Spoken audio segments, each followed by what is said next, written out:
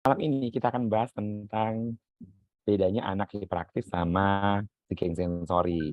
Nah, eee, saya akan izin untuk presentasi dulu. Nah, kita akan bahas tentang materi malam ini. Dan mohon maaf nih suara saya agak sember karena lagi bengkak pita suaranya karena berturut-turut 3 hari, pagi sampai malam, online terus. Oke, kita akan bahas tentang bedanya anak hiperaktif dengan seeking sensory. Ah, kalau terlihat dua-duanya gitu ya, kalau kasat mata, kalau kita menemui anak dengan hiperaktif dengan seeking sensor itu hampir sama, tapi berbeda. Nah, jika diperhatikan dengan seksama, anak dengan ADHD itu akan berbeda loh dengan anak dengan seeking sensory. Nah, bagi para ayah bunda yang belum paham apa itu ADHD, apa itu seeking sensory, malam ini kita akan bahas tentang perbedaan tersebut. Jadi, diagnosa itu banyak sekali dan salah duanya adalah ini gitu ya. Meskipun di dalam kesehariannya itu kelihatannya dua-duanya itu mirip sekali, tapi beda. ADHD itu lebih mempengaruhi pada bagaimana cara otak tumbuh dan berkembang. Sedangkan seeking sensory adalah bagaimana anak merespon terhadap stimulus yang tidak seimbang dari tubuhnya dan kurang dari diri anak. Nah, apakah bisa seorang anak, ADHD tadi, hiperaktif tadi, itu sekaligus juga psikiater sensori? Bisa jawabannya. Jadi hampir 90% anak dengan hiperaktif, anak dengan ADHD itu juga menunjukkan gejala-gejala seeking sensory. Bahkan dikatakan bahwa seeking sensory adalah gangguan penyerta yang paling banyak ditemukan pada anak-anak dengan ADHD. Jadi misalnya, dalam mengerjakan tugas-tugas yang membutuhkan duduk diam, adalah anak-anak yang seeking sensory terhadap keseimbangan tubuhnya. Jadi anak-anak yang seeking sensory itu dia membutuhkan, namanya juga seeking, seeking itu mencari, atau istilahnya namanya craving atau haus, atau lapar. Nah, jadi lapar terhadap keseimbangannya dia. Jadi anak-anak yang seperti itu dia akan mencari keseimbangan terus-menerus. Nah, itu yang nantinya kelihatannya hampir sama. Gitu. Nah, kita bedah satu persatu ya, tentang bedanya antara anak hiperaktif dengan anak dengan seeking sensory.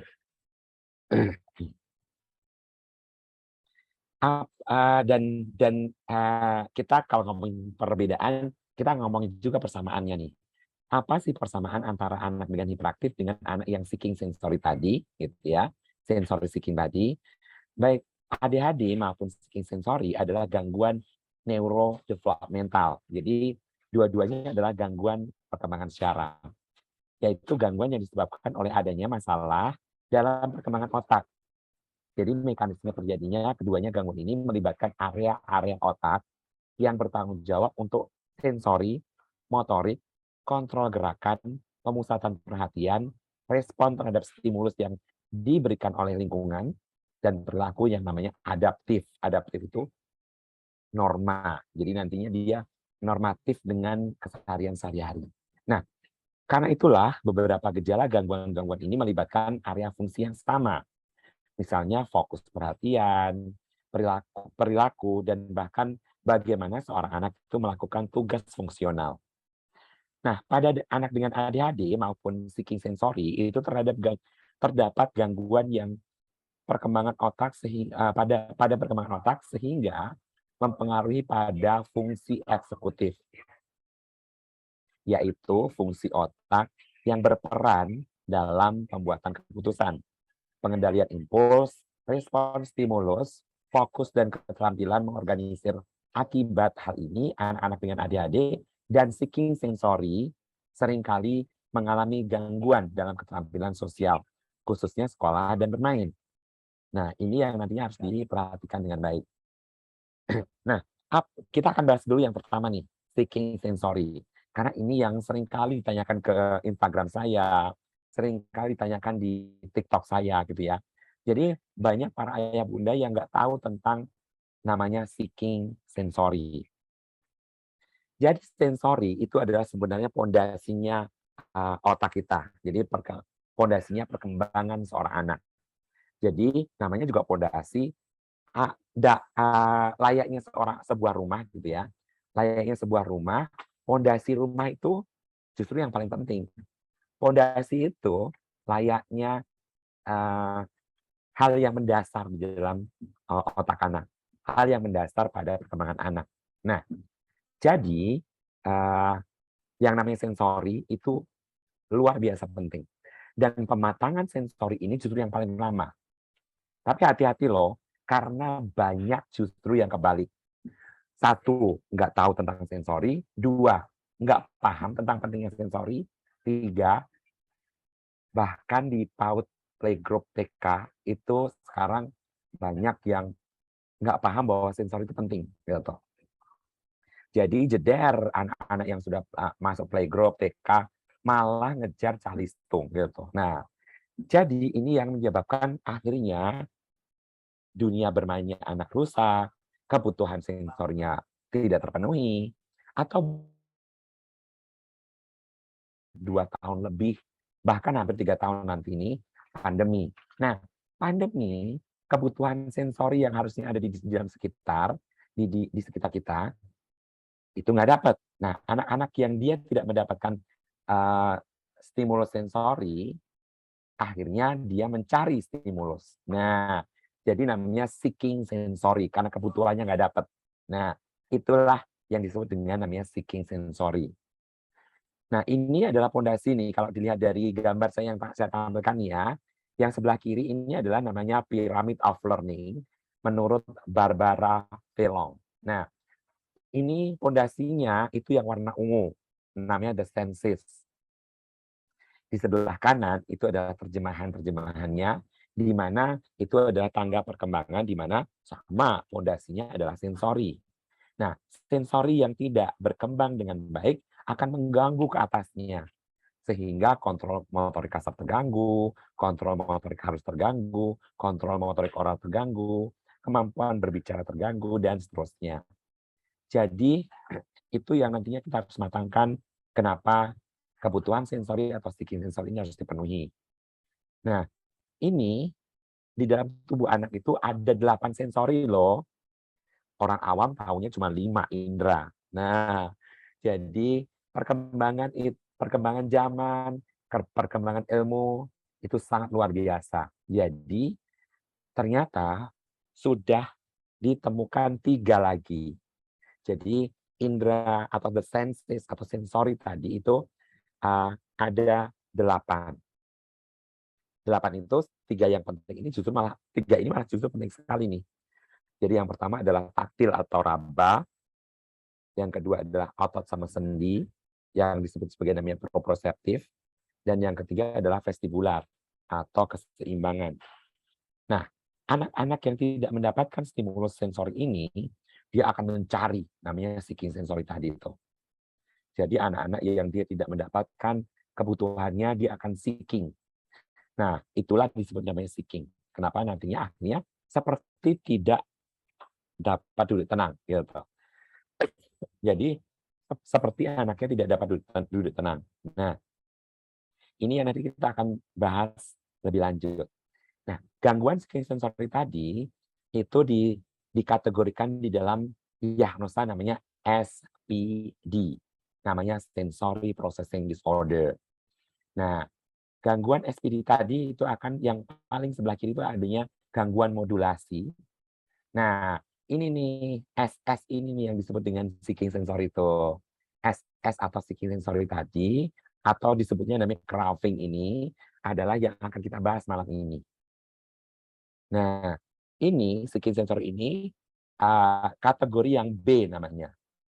Kalau yang A itu dia itu kehilangan input sensori, tapi dia responnya pasif. Ya udah, dia pasrah begitu aja. Tipe-tipe kategori A itu kalau misalnya anak nih dipanggil nih, nggak noleh. Nah, itu tipe-tipe kategori A. Kategori B, dia yang seeking. Jadi dia seeker. Kehilangan input sensori, tapi dia responnya mencari. Jadi dia itu nggak dapat stimulus. Jadi misalnya contoh yang kategori A ya, Yang kategori A itu adalah anak-anak yang di masa pandemi dibiarin sama orang tuanya dengan gadget sama TV, nggak diarahkan, nggak distimulus. Nah, akhirnya nih anak kalau dipanggil nggak noleh gitu. Nah, kalau yang B, orang tuanya juga dikasih sama TV sama gadget. Terus, nggak diarahkan, nggak diajak interaksi sama orang tuanya. Mungkin orang tuanya sibuk lah dengan berbagai alasan. Ya masak lah, ya ini, ngurus itu, dan seterusnya. Nah, tapi anak itu mencari.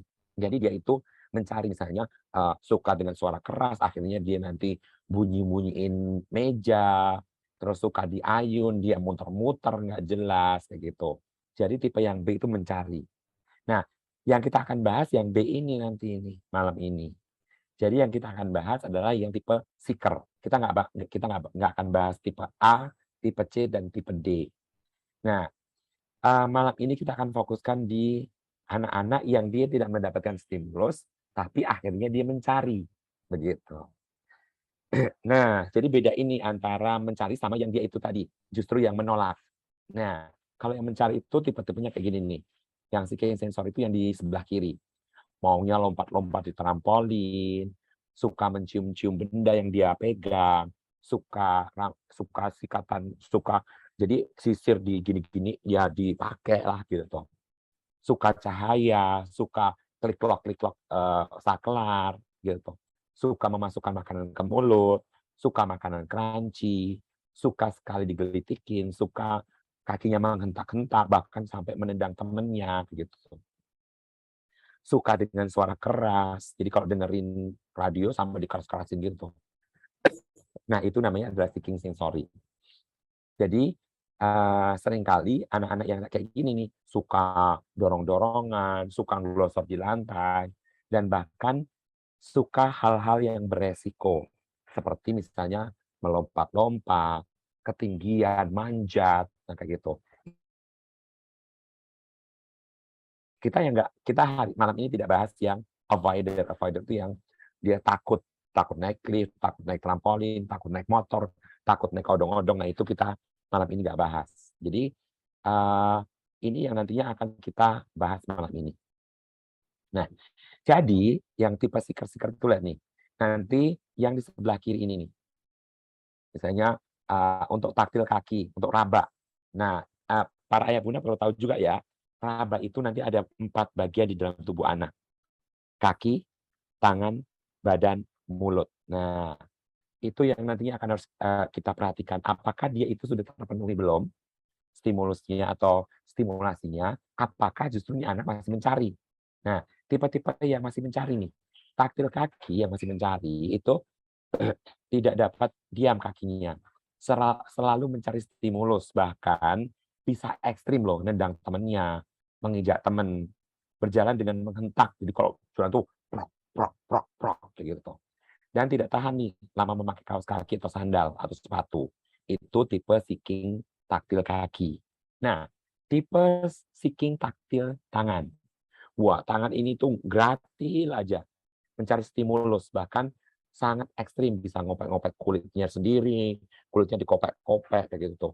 Suka memukul-mukulkan tangan ke meja, bahkan sampai kepalan, tangan, menyobek daun-daun di pohon, di taman kayak gitu.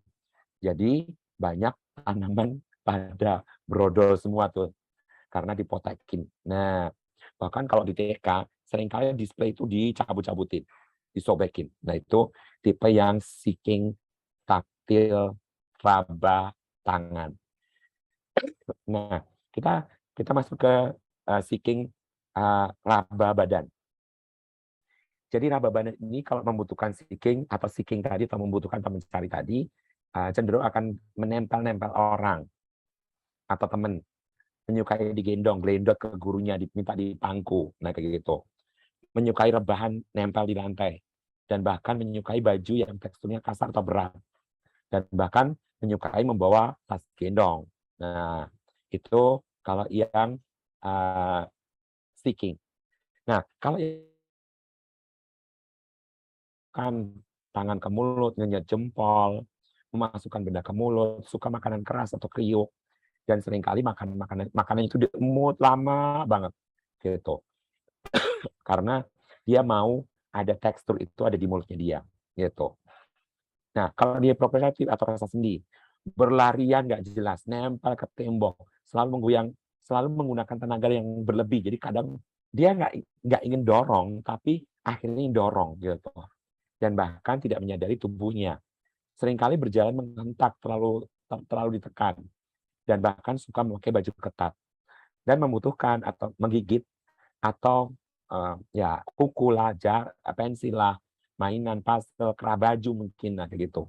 Itu yang seeking dari proprioceptif atau rasa sendi. Nah, itu tadi seeking. Kita tinggalkan dulu nih. Sekarang kita akan masuk ke hiperaktif. Nah, hiperaktif ini adalah pecahan atau bagian dari ciri dari namanya ADHD. ADHD itu singkatan dari Attention Deficit Hyperactivity Disorder. Sebenarnya kalau pecahannya itu sudah bisa kelihatan dari kecil. Tapi untuk menegakkan diagnosa ADHD itu tidak bisa dari kecil. Karena diagnosa ADHD itu hanya boleh ditegakkan saat anak sudah masuk usia sekolah. Jadi sebelumnya itu masih berupa gangguan psikosensori tadi atau bahkan gangguan emosi perilaku. Nah, jadi nanti ciri-ciri dari hiperaktivitas, impulsivitas gitu ya. Nah, dan ini harus minimal 6 gejala loh ya. Jadi kenapa para ayah bunda nggak boleh nih self diagnosis, karena banyak para ayah bunda nantinya karena misalnya sudah dapat materi nih kayak gini nih gitu ya, terus nanti self diagnosis. Jadi tetap diagnosa itu harus dilakukan oleh profesional, oleh dokter, psikolog, dan profesional yang memang di bidangnya. Jadi jangan self diagnosis sendiri karena nanti berhubungan dengan cap yang akan nempel di anak itu, gitu ya. Jadi ini pemahaman kita terangkan tentang kriteria diagnosa itu bukan untuk mendiagnosa, tapi supaya waspada, supaya nantinya menyadari kalau oh anakku ada ciri-ciri hiperaktif, oh anakku ada ciri-ciri impulsif, oh anakku ada ciri-ciri inatensi, atau kalau guru berarti wah muridku kok ada ciri-ciri ini ya, nah kayak gitu. Dan untuk dikatakan sebagai ADHD itu harus minimal 6 gejala dan konsisten selama 6 bulan. Jadi biasanya itu akan menetap lebih dari 6 bulan. Nah, jadi kalau hiperaktif berarti tidak dapat duduk tenang, sering meninggalkan bangku tanpa alasan, berlari atau memanjat tidak pada tempatnya, dan berkeinginan untuk selalu bergerak aktif. Kalau untuk impulsif itu kemauannya keras, emosinya tinggi, nggak sabar, nggak bisa antri, bahkan seringkali menyerobot, usil, jahil. Dan untuk yang inatensi atau gangguan fokus konsentrasi, tidak konsentrasi, tidak teliti, ceroboh, sering tidak mendengarkan, dan seringkali menghindari tugas-tugas yang harus berpikir atau bahkan motorik halus. Nah, ini di inatensi juga seringkali kehilangan barang, entah bukunya lah, entah pensilnya lah, entah penghapus. Nantinya yang harus diwaspadai. Nah, ini kriteria ini, yang kriteria untuk DSM-5, ini tadi ingat minimal 6 atau lebih, gitu ya. Misalnya contoh nih untuk yang hiperaktif impulsivitas ya, ada 6 item ini ya. Sering tidak mampu bermain atau ikut kegiatan santai dengan tenang. Yang kedua, sering terus bergerak, bertindak seolah digerakkan oleh mesin, jadi kayak nggak punya rasa capek gitu. Yang ketiga, sering berbicara berlebihan. Yang keempat, sering melontarkan jawaban sebelum tuntas mendengar pertanyaannya. Yang kelima, sering sulit menunggu giliran. Yang keenam, sering menyela atau memaksa diri terhadap orang lain, misalnya memotong percakapan, mengganggu permainan, begitu. Itu yang dikategorikan sebagai hiperaktivitas impulsivitas. Nah, untuk gangguan konsentrasi, ini yang pertama, sering gagal memusatkan perhatian pada hal yang kecil atau membuat kesalahan yang ceroboh, tidak hati-hati dalam pekerjaan sekolah ataupun kegiatan lain. Yang kedua, sering sulit mempertahankan perhatian saat melaksanakan tugas atau kegiatan bermain. Yang ketiga, sering seperti tidak mendengarkan saat diajak berbicara. Dan yang keempat, sering tidak mengikuti petunjuk dan gagal menyelesaikan pekerjaan sekolah dan tugas. Yang kelima, sering sulit mengatur tugas dan kegiatan. Dan yang keenam, sering menghindar atau tidak suka atau enggan melakukan tugas yang membutuhkan upaya mental dalam waktu lama seperti PR, tugas, menulis, kayak gitu. Nah, itu gangguan konsentrasi. Nah, bedanya apa nih? Bedanya adalah tadi tuh, kalau kriteria diagnosa ADHD ya udah jelas tuh, ada 3 tadi tuh, ya. Ini, eee, waktunya oke kita masih ini saya juga dikejar waktu nih, jadi harus membagi waktu dengan baik. Oke, jadi kriterianya adalah kalau kalau ADHD tadi 3 kriteria, kalau psikian sensori 8 kriteria tadi. Terus kalau ADHD ditegakkannya itu di usia sekolah, jadi usia sekitar 4, 7 tahun gitu ya, dan minimal 6 bulan dan tadi ingat harus, konsepnya adalah dari kriteria tadi harus lebih dari 6. Kalau yang psikosensori bisa ditegakkan saat anak sudah memasuki usia eksplorasi. Jadi 12 bulan atau 1 tahun itu sudah bisa nih dikatakan apakah ini sensor seeking atau bukan. Dan ingat nih, tidak ada kriteria, lamanya gejala kalau di psikosensori.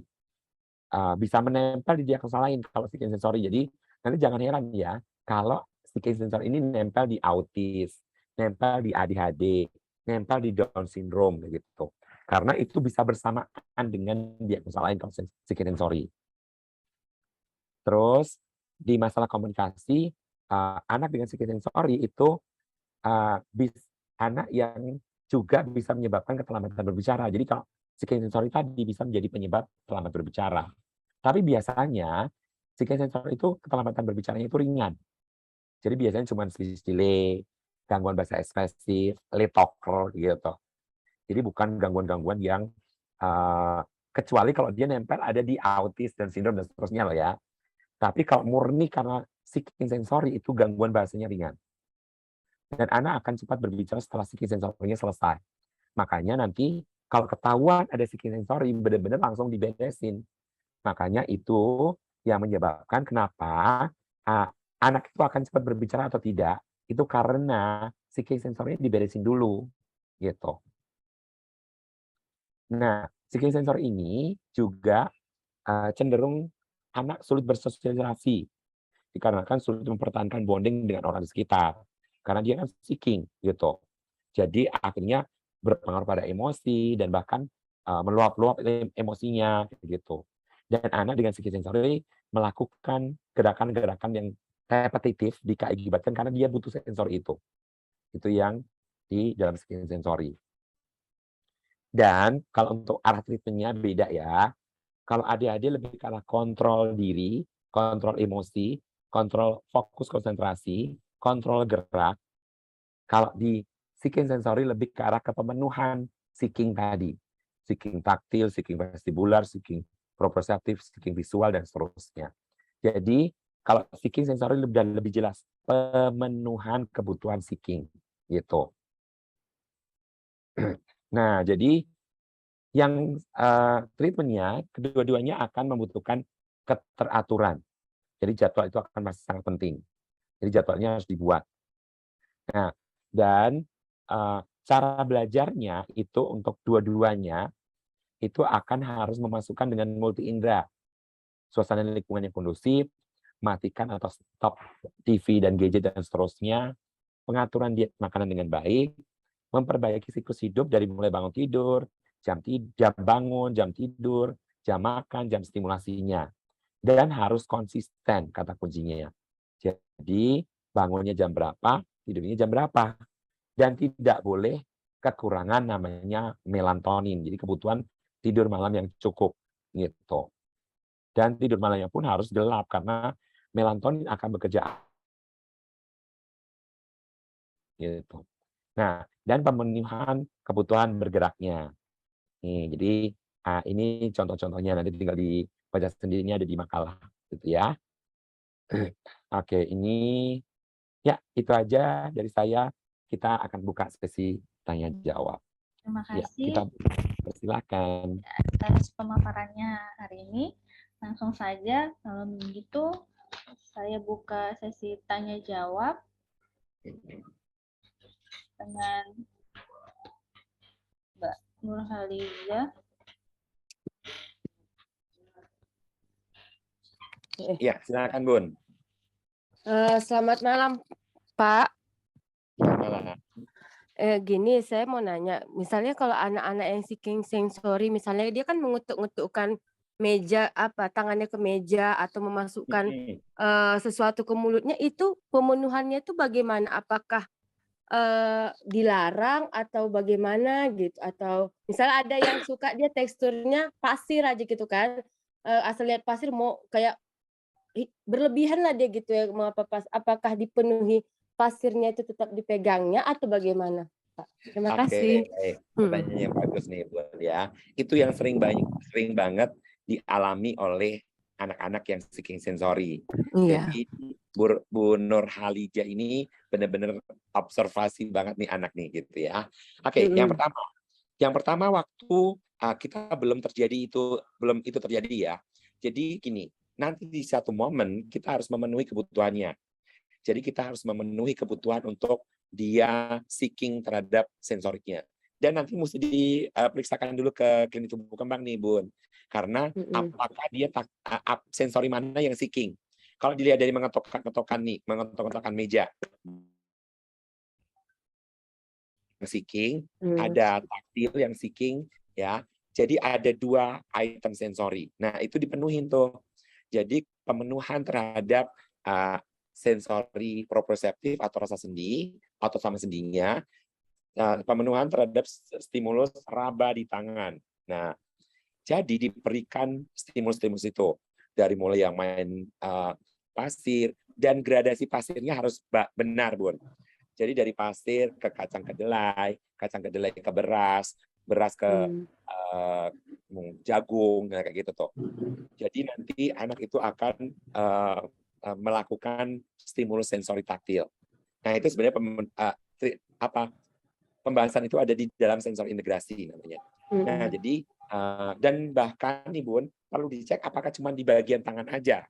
Kemungkinan enggak, karena anak-anak itu biasanya bukan hanya di bagian tangan, ternyata ada juga di bagian tubuhnya. Makanya nanti main pasirnya bukan cuma main pasir tangan doang gitu. Tapi sampai misalnya biasanya kalau di klinik nih Bun, itu ada disediakan kayak bak besar gitu ya. Anaknya itu dalam keadaan cuma pakai celana dalam gitu ya. Terus nanti diguyur pakai beras. Nah, nanti badannya pun digosok pakai beras, nah kayak gitu. Jadi seperti itu. Itu di satu sisi ya, di satu sisi nanti dipenuhin nih. Dipenuhin kalau taktil tadi gradasi pasir.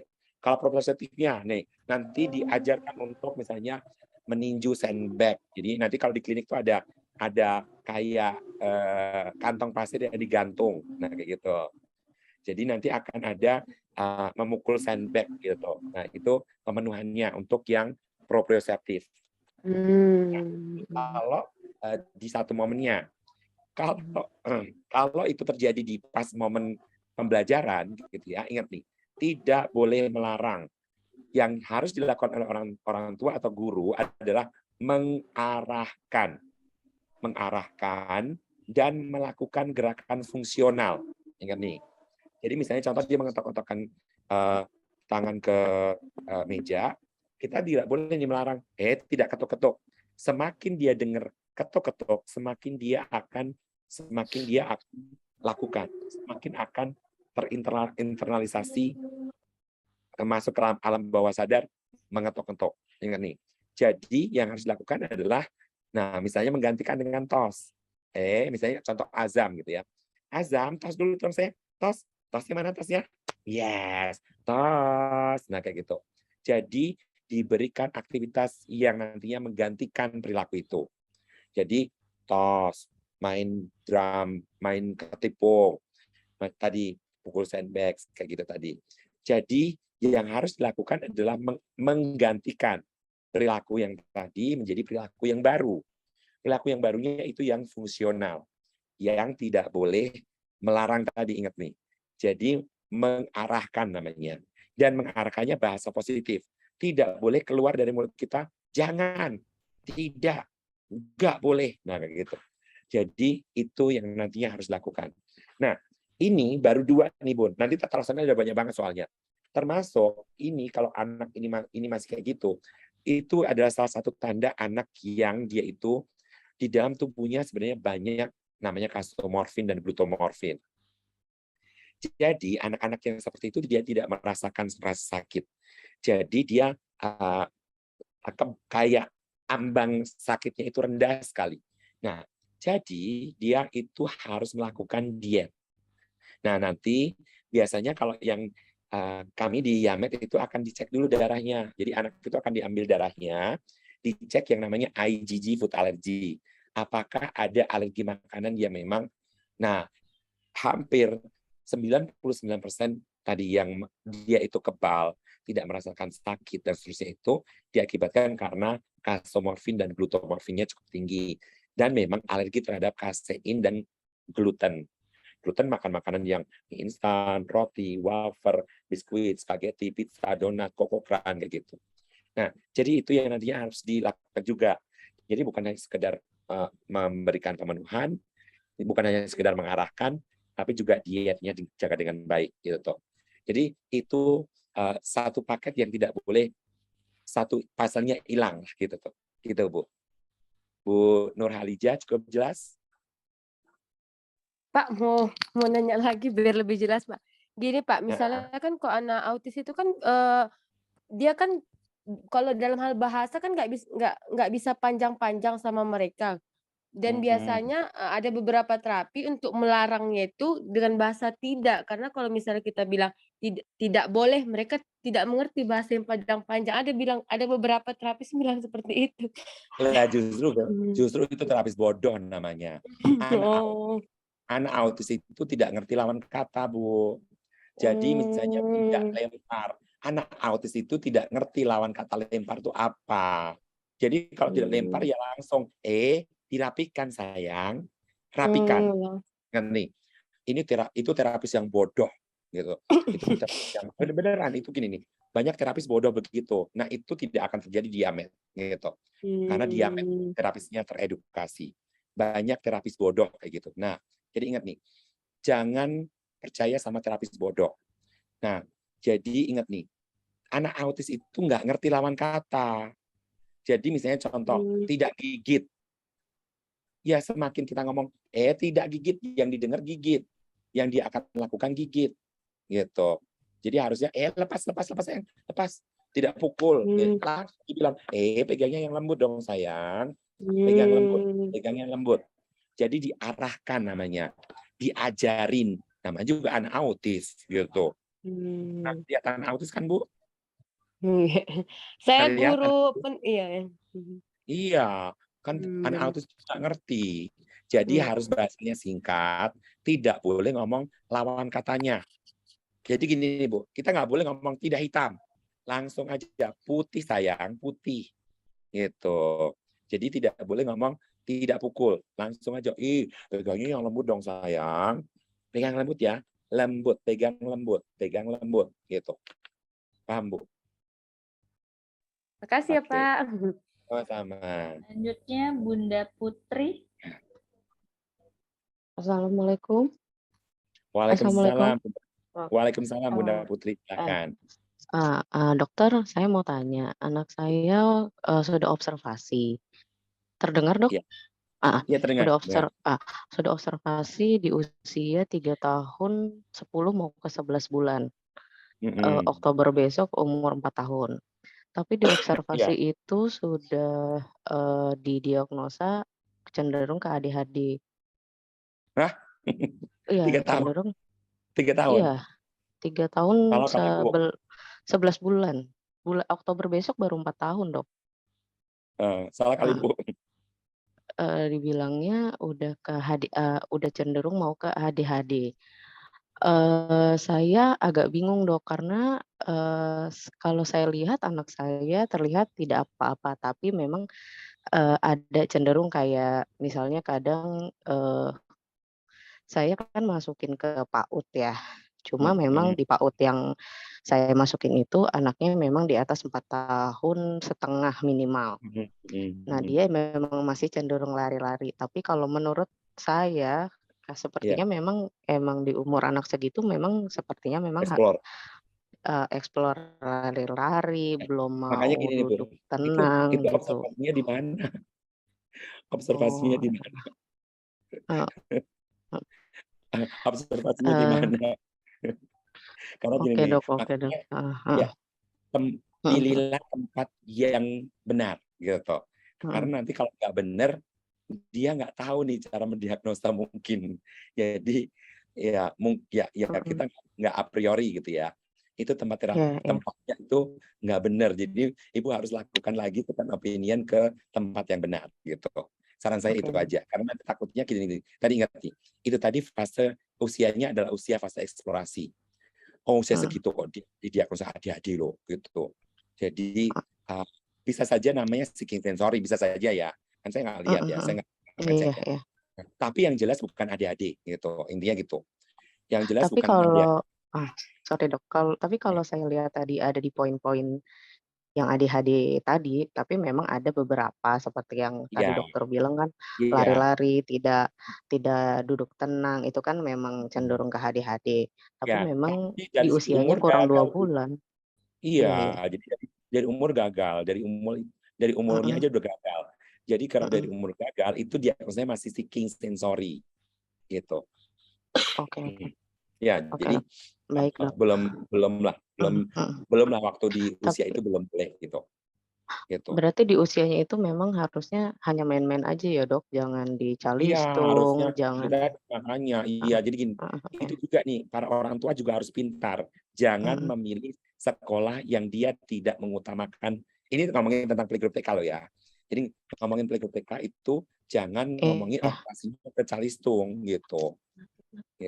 Dan ini kok kalau sensornya bagus itu udah otomatis anak itu pintar karena dia akan menyerap dengan baik. Jadi calistung juga nanti gampang gitu. Jadi jangan sampai mentingin calistung di usia TK gitu.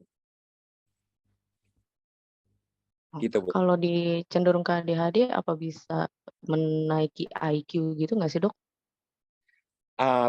Apakah berpengaruh pada IQ maksudnya gitu? Iya. IQ itu adalah potensi. Jadi IQ itu potensinya, Bu. Tapi bisa berpengaruh pada namanya kecerdasan aktual namanya. Jadi IQ itu udah bakatnya dari zaman dahulu. Itu namanya juga potensi ya gitu. Nah, tapi apakah dia IQ-nya akan optimal? Belum tentu. Jadi kalau tadi si hiperaktivitasnya tidak diselesaikan, kalau tadi seeking sensornya tidak diberesin, itu akan berpengaruh pada namanya kecerdasan aktual kecerdasan aktual namanya. Jadi IQ-nya mah bagus, tapi ternyata waktu dites skornya jelek gitu tuh. Karena dia tidak mampu duduk dengan tenang, tidak mampu memproses dengan baik kayak gitu. Jadi gitu, Bu. Jadi tapi kalau di terapi seperti brain gym, dok, okupasi, apa bisa menaikkan IQ dan menghambat ADHD-nya gitu, dok? Bukan menghambat ya. Iya, bukan menghambat, apa ya bahasanya? Iya, mengontrol. Jadi gini.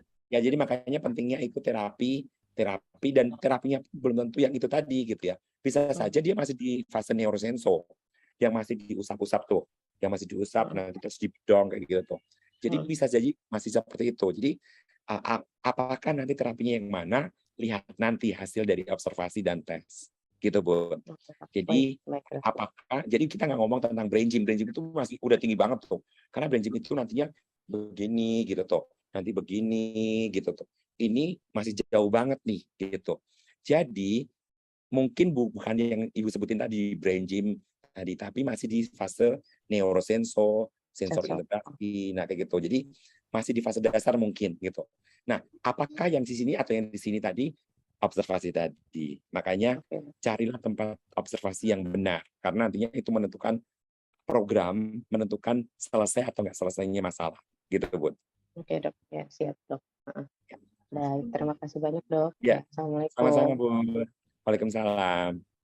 Ya, silakan Bunda Cynthia. Assalamualaikum. Waalaikumsalam. Suara saya terdengarkan, Dok? Terdengar dengan baik. Alhamdulillah. Ini Dok, saya mau tanya, saya kan punya ponaan, yang saya lihat itu dia kalau mendengar suara keras, itu kan rumah kami kan kayak di tepi jalan gitu kan, Dok. Kalau suara motor besar gitu kan kayak tutup telinga. Terus dia Nah, tuh itu nggak yang mau. skor tadi, Bu. Itu yang avoider. Itu yang sebenarnya kita nggak bahas malam ini tadi. Itu yang warna ungu tadi, yang namanya avoider sensori atau menghindari stimulus sensori. Jadi dia nanti akan menolak macam-macam tuh, menolak suara keras, menolak suara lagu yang ada sesuatu misalnya alat biolanya misalnya kayak gitu tuh. Jadi itu yang SOR tadi tuh, Bon. Gitu. Oh iya kayak misalnya kan hujan gitu kan, Dok, kayak tutup telinga gitu ya kan, Dok. Tapi kalau kayak hujan itu sekarang dia udah mulai apa namanya tuh, mulai nggak terlalu tutup telinga lagi, udah mau kayak mandi hujan gitu kan. Terus kalau mati lampu kayak tidak, langsung keluar rumah kayak gitu, Dok. Terus kalau kayak dia di rumah tuh berjalan terus, nggak mau diam gitu, nggak mau duduk tenang gitu, berjalan terus. Lagi makan juga jalan gitu, makan satu jalan dulu, makan lagi jalan lagi kayak gitu, Dok. Itu gimana tuh, Dok? Kalau kita lagi di sana tuh gimana cara kita apa ya? Bilangnya itu gitu. Itu gini, Bu, itu ibunya tidak terlalu mengarahkan banget. Jadi gini nih, itu banyak anak zaman sekarang banyak banget anak kayak gitu tuh. Jadi banyak orang tua yang nggak paham tentang parenting, banyak orang tua yang nggak paham tentang pola asuh. Akhirnya anaknya itu tidak terkontrol dan tidak terarahkan. Jadi anak itu tadi campuran antara ada avoidernya, ada seeking-nya akhirnya gitu. Oh iya benar. Tadi saya pas baca kok ada yang ungu, kok ada yang outsider tadi, kok ada yang sorry self-checking tadi gitu. Jadi bingung juga sebenarnya tadi itu. Iya. Karena kenapa? Karena anaknya itu sehari-harinya tidak diarahkan oleh orang tuanya. Sorry, Bu. Jadi nanti Bunda Ibu Cynthia itu bilang, Ibu Cynthia bilang sama ibunya dia gitu ya. Anakmu tuh kurang diarahin, kurang diajak interaksi. Dua hal ini nih, arahkan dan interaksi. Nah, jadi ngajarin makan nih. Ini saya tampilin ya, ngajarin makan ya. Karena gini nih, banyak orang tua yang nggak tahu, nggak paham nih tentang ngajarin makan gitu. Ngajarin makan itu harus benar. Jadi makan itu nih, bagaimana anak bisa makan semua banyak makanan? Karena ini diajarkan. Jadi makan itu harus diajarkan. Pakai namanya feeding rule. Satu yang pertama, jadwal harus teratur dan konsisten. Nih, yang kedua, tadi jadwal tadi itu akan berpengaruh pada hormon. Nah, ini hormon lapar. Hormon lapar ini namanya grelin. Nah, ini tidak akan aktif kalau tadi tidak teratur dan tidak konsisten tadi. Dan nih, makan itu keterampilan, harus diajarkan 5 hal keterampilannya. Yang pertama, duduk tegak waktu lama. Jadi sejak kecil, sejak bayi itu diajarkanlah namanya baby chair. Duduk, makan itu duduk, tidak lari. Itu tadi emaknya salah. Kayaknya karena emaknya nggak ngajarin dia duduk gitu. Anak itu belum bisa multitasking, nggak kayak kita. Kita itu bisa sambil nyetir, sambil nelpon, sambil ngobrol kayak gitu. Karena kita sudah punya multitasking. Anak itu nggak bisa. Saat dia kakinya bergerak, nanti rahangnya lupa ngunyahnya, gitu tuh. Jadi nggak bisa antara dia berjalan sambil ngunyah, gitu. Apalagi nonton gadget, nggak bisa sambil ngunyah, karena nggak bisa multitasking anak kecil tuh, gitu.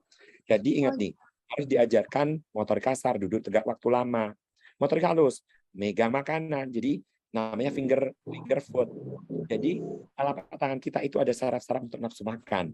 Jadi kalau si anak itu megang makanan sama enggak, itu beda jauh nafsu makannya. Jadi harus ada finger food yang dipegang anak itu. Yang ketiga adalah mengunyahnya, nih, menggigitnya. Jadi dilakukan imitasi. Kalau anak itu lama, ya ibunya harus bilang, enak tiru kana, ham kayak gitu. Jadi itu yang harus dilakukan. Dan ingat nih, waktu makan itu tidak boleh ada distraksi, tidak boleh ada kerupuk, tidak boleh nonton TV sama gadget, tidak boleh ada air putih kayak gitu. Ini juga banyak juga orang tua yang salah. Anak makan udah di sampingnya ada air putih gitu. Air putih itu nggak boleh di saat makan. Ingat, lambung anak itu masih kecil, cuman sekepalan anak itu. Jadi kalau penuh air putih, ya sudahlah. Air putih kan 0 kalori, nggak ada kalorinya. Dan bahkan ini yang seringkali banyak terjadi kesalahan. Air putih digunakan untuk mendorong makanan.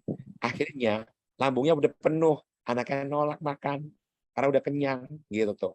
Jadi itu yang kesalahan-kesalahan yang tidak boleh dilakukan.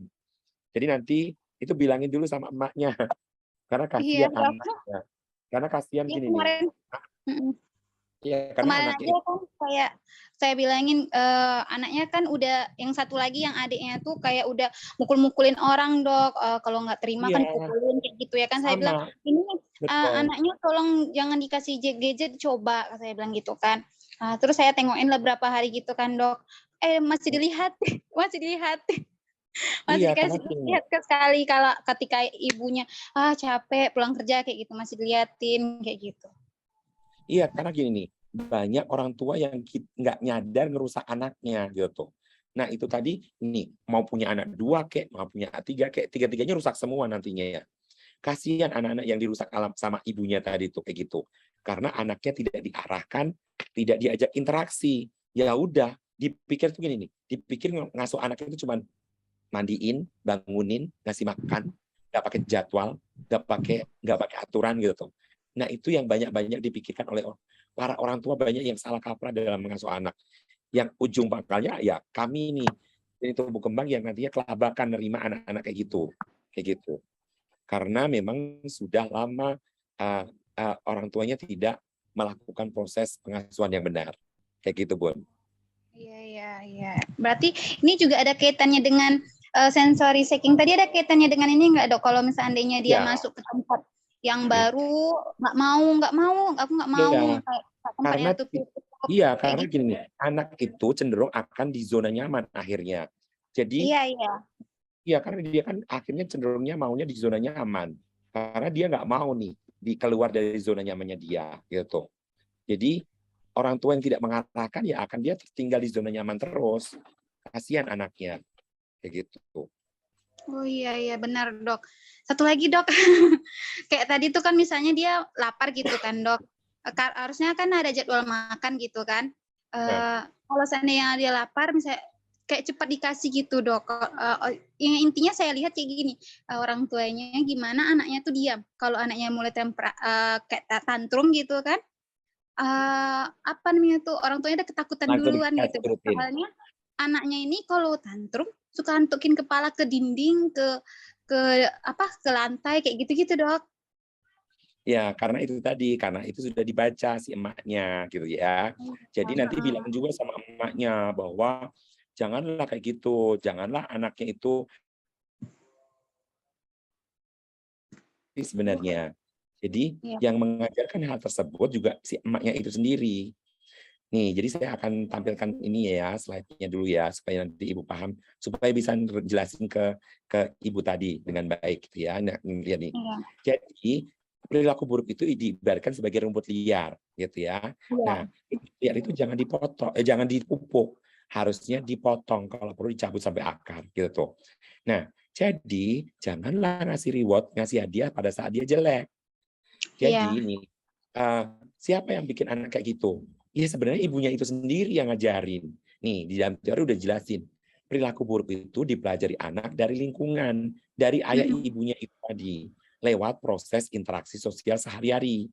Nih, seorang anak itu bisa kayak gitu tadi karena tadi nih teridentifikasi orang-orangnya.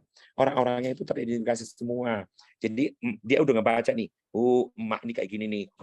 Kalau gue udah antukin kepalaku ke lantai, ya pasti akan dikasih nih, gitu. Oh bapak ini gampang, gue tinggal guling-guling. Oh nenek ini gampang, gue tinggal banting barang, nah, kayak gitu. Jadi dia akan mengidentifikasi orang satu persatu.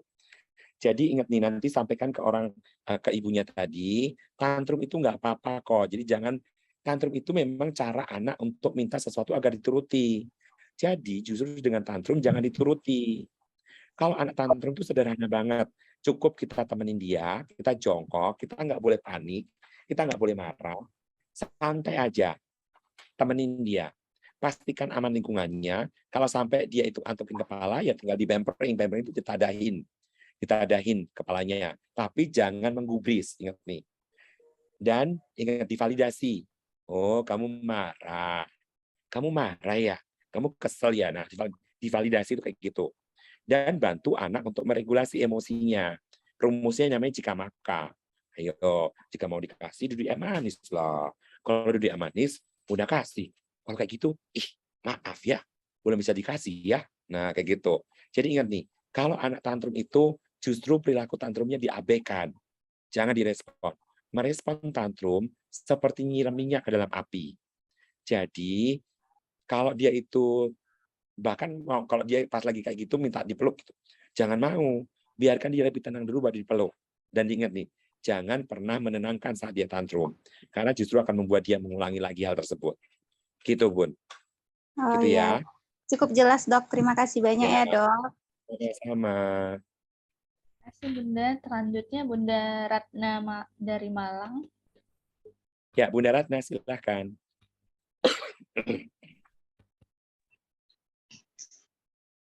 Halo, selamat malam dokter. Malam Bunda. Ini mau tanya, kan Ya, tadi tuh silakan. sempat membaca ini materi yang dari dokter itu kan. Yang mana, Bun? Yang hari di grup ini? Tadi. Ya, yang hari ini. Yang hari yang ini, ya, yang seeking ya, itu. Ya, yang mana yang ditanyain? Ini kalau anak saya itu kalau pakai sandal, sepatu itu memang gitu sama kayak yang di materi itu, susah susah lama memakainya, sering dilepas gitu. Kalau sakit juga gitu, suka ngelepas kaos kakinya gitu. Ya. Usia berapa Bun putranya? Sekarang 2 tahun lebih 4 bulan. 2 tahun lebih 4 bulan. Iya. Ya, pertanyaannya apa, Bun? Untuk menstimulasi seeking ini gimana ya, Dok ya? Ya, jadi satu mesti dites dulu, Bun. Dites dulu ya. Rumput gimana? Injak rumput gimana? Jadi gradasikan dulu semua. Injak rumput, diajak jalan kaki tanpa alas kaki dengan beda-beda tekstur. Tanah, aspal, rumput, lumpur juga gimana. Nah, jadi dari situ nanti Bunda bisa lihat. Jadi sebenarnya kalau di dalam tes itu nanti akan ada skor 1 sampai 10. Jadi apakah avoid-nya, apakah seeking-nya tadi itu parah atau enggak. Nah, kayak gitu. Jadi dilihat dulu, Bun. Dilihat baru nanti tata laksananya dilihat dari situ juga gitu. Jadi sekarang ini yang kalau mungkin kalau Bunda sebagai orang awam adalah intinya adalah eksplorasi lebih banyak gitu. Jadi ingat tuh kayak kata si Rinso, kotor itu belajar. Nah kayak gitu. Jadi jadi intinya adalah kenalkan, kalau sebagai orang awam adalah kenalkan anak itu dengan berbagai macam stimulus, tekstur. Dari yang tadi tuh, dari yang kering sampai yang kebasah kayak gitu. Jadi itu yang nantinya akan jadi PR, Bun. Supaya nantinya bisa berbagai macam tekstur akhirnya dia bisa, gitu, Bun. Oh iya, ya. Baik, Dok. Terus sama ini mau tanya, sampai sekarang itu masih suka gigit-gigit benda mainannya itu dimasukin ke mulutnya gitu loh, Dok. Sampai sekarang itu. Ya, berarti itu kan seeking tadi tuh ya, seeking. Iya. Nah, seeking itu dipenuhi, Bun. Jadi nanti Bunda setiap pagi 2 kali sehari nih, Bun, pagi dan sore, Bun. Jadi pagi dan sore, nih, jadi saya tampilin ya, Bun ya. Bunda pakai stik es krim, Bun. Jadi Bunda pakai stik es krim, nih kayak gini nih, Bun. Iya. Jadi stik es krimnya itu ditekankan ke giginya sekitar 3 detik, Bun. Jadi Bunda tekan, bisa dilihat ya gambarnya ya. Oh ya. Nah, jadi ditekankan ke gigi itu 3 detik. Ya hitung aja tuh. 1, 2, 3. 1, 2, 3, 1 persatu gigi. Jadi yang ini per gigi. Yang ini itu nanti dia suruh gigit, terus kita goyang-goyang gitu. Jadi bisa lihat di sini ya nih. Saya pakai coba contoh. Nih. Jadi misalnya contoh stick tadi tuh, ini string gigitnya. Ini digoyang-goyang, Bun.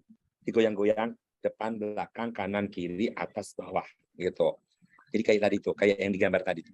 Gitu. Iya. Gitu ya, Bun ya, rutin ya, Bun ya, pagi sama sore. Oh iya, Dok. Ya, gitu, Bun. Iya, Cukup Dok, jelas, Bun? makasih. Iya, iya, Dok. Sama-sama. Terima kasih Bunda. Ya, silakan. Selanjutnya Bunda Bunda Evi. Evi. Ya, selamat malam, Dok. Malam. Diagnosanya ASD, sekarang usianya 6 tahun.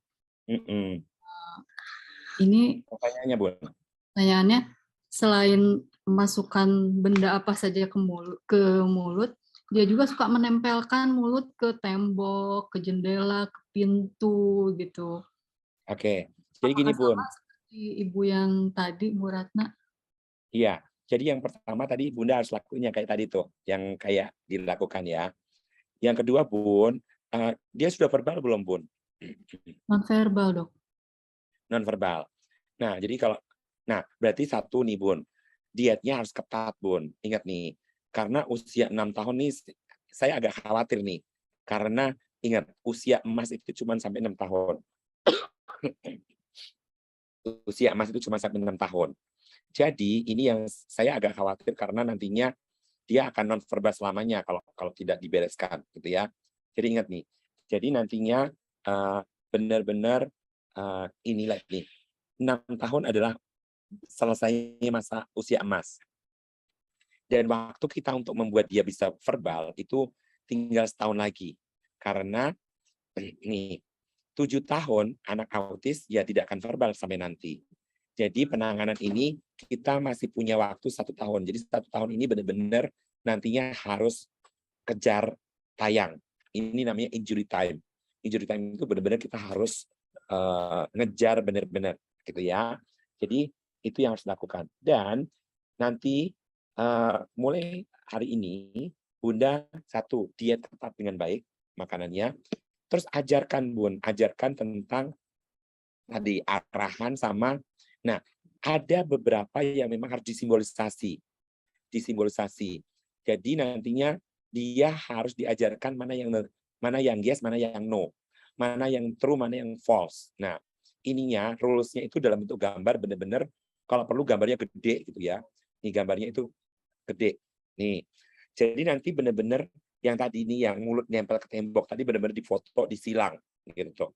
Dan mulutnya ini untuk makan itu jadi yes-nya gimana, no-nya gimana gitu. Jadi nantinya benar-benar ini yes no-nya ini benar-benar harus rapih gitu. Jadi memasukkan makanan ke mulut itu yes, menempelkan mulut ke dinding no. Nah, itunya yang harus diajarkan. Itu yang prinsip dasarnya itu, Bun. Diet tadi, stimulus yang dengan oromotor tadi, dan pemahaman tentang aturan atau rule tadi itu. Itu, Bun, nantinya harus dilakukan, Bun. Dan harus terus, ingat nih, konsisten. Jadi minta semua orang akan jadi pengawas. Karena gini nih, Bunda toh, nanti ternyata sama neneknya dia dibiarin kayak gitu. Percuma, nanti nggak ada gunanya. Gitu ya. Iya, satu lagi, Dok. Ini anak saya itu tidak kasih kode kalau misalkan pampersnya sudah basah atau sudah kotor. Gimana ya? Yang karena dia belum tahu, Bun. Jadi gini, Bun. Itunya perlunya namanya validasi. Jadi kita itu ajarin dulu.